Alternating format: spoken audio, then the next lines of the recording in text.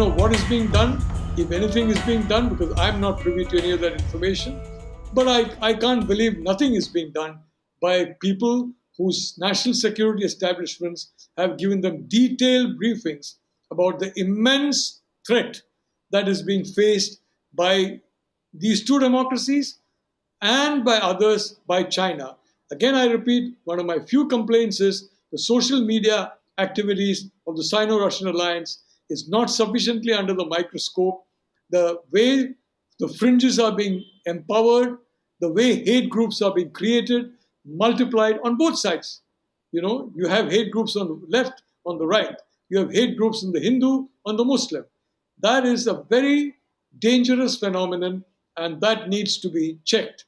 I think, our NTRO, National Technical Research Organization, your National Security Agency, they need to work on this, and the democracies need a coordinated action plan, because look, let me say the Chinese concept of war, and I'm talking about the classic Chinese concept of war.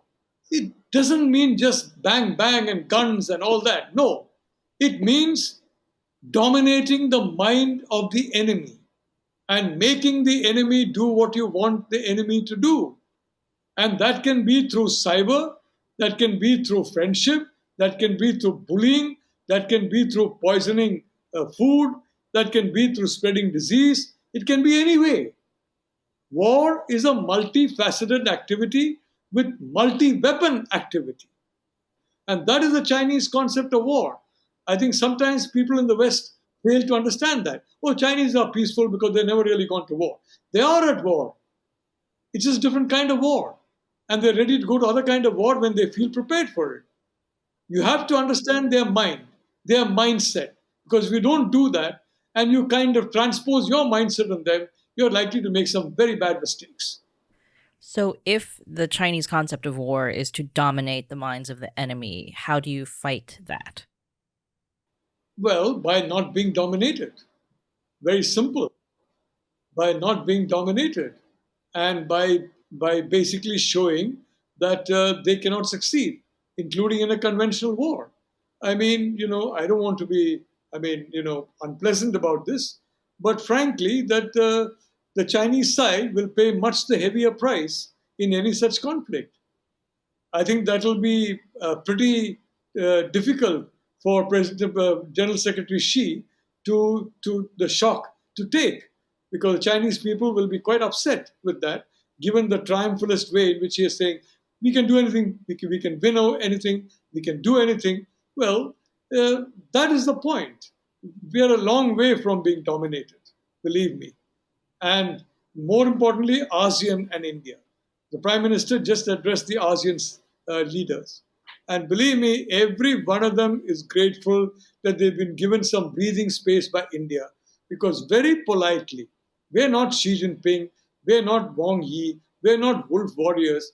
Very politely, we made it very clear, we won't stand for this kind of behavior. It's got to stop. Well, thank you very much for joining us today. This was very illuminating. It's a privilege and a pleasure. And I must say that, you have been scripting a very, if I may say so, straightforward dialogue about China. And I think, if not today, maybe 5 years, 10 years, 15 years down the line, people are going to be very grateful to you for that. Oh, well, it's nice to think about that. Yeah. Thank you. God bless you. Well, he really knew his stuff.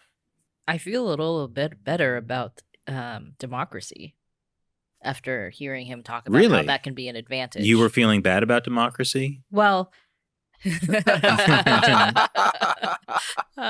that's a rabbit hole I don't want to go down. But his point was interesting that, the thing that the Chinese Communist Party criticizes the most about democracy, right, is that it's chaotic. Mm-hmm. Like all the chaotic, the problems with democracy, it's so chaotic, etc.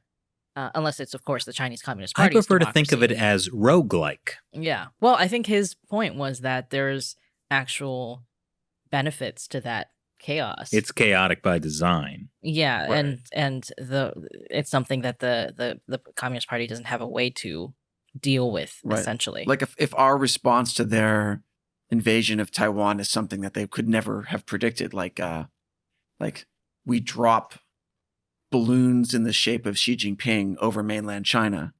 And then You've just given it away, Matt.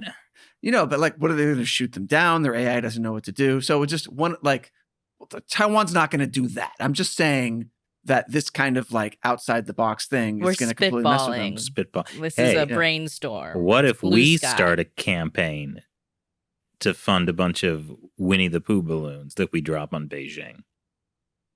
That would be interesting. And I don't know what the consequences of that would be. I was suggesting something after a sort of troop invasion. Yeah, because that's when balloons will make a big difference. No, I'm just saying, because then they waste their missiles. Look, I'm The spitballing. missiles. I'm not a military commander. I don't know what I'm talking about. Sir, they've released the balloons. Fire the missiles. Nuke them. Oh. But Matt is no Soviet general. No. He's just- Okay, so much for being an agent of chaos. But, that's what I was thinking about. Also, the whole thing about China, how the education system works to essentially produce people who can memorize things and spit it back at you. But like does that- even the 2008 Beijing Olympic ceremony was that idea. Look at all these robots working together. Oh my gosh. they were so great at beating the drums, though. I mean, yeah, it was impressive, but yeah, it's like you're right, Shelley. It's geared like when you have a centralized authoritarian government, it's just geared into turning everyone into cogs in the machines that have no individual agency. It's like every time there's a military parade, there's like some shot of soldiers and there's like a whole row of them and they're all like simultaneously moving their heads. But also with like really weird eyes, so it Yeah. just looks like We can yeah. show that on the video podcast. Yes. Oh yes, that's true. But for all of you listening on Stitcher or Spotify, Well, I'm sorry. Or Apple, Or Apple Podcasts. Or our website. We have a website, guys. It's ChinaUnscripted.com. No, it's not. Is it .com? Not. Well, I mean, I guess it wouldn't make sense for it to be .tv. It's a podcast. I am correct in our website URL. But thank Look, you. Matt, I'm just being an agent of chaos, Well, that's a good excuse for anything. isn't it? Okay. Chris wreaks havoc on the China Unscripted podcast. Shelley is It's like, flabbergasted. Now I'm also second guessing what I was so certain was true. See, he's working. He's Psychological undermining you warfare. psychologically, he's dominating your mind. You're not I- supposed to undermine me. I've learned much from the Chinese Communist Party. Or have they learned much from me? Dramatic plot twist. The real power behind Xi Jinping. Chris Chappell. Wow. Bet you didn't see that one coming. General hostility. Wow. What a show.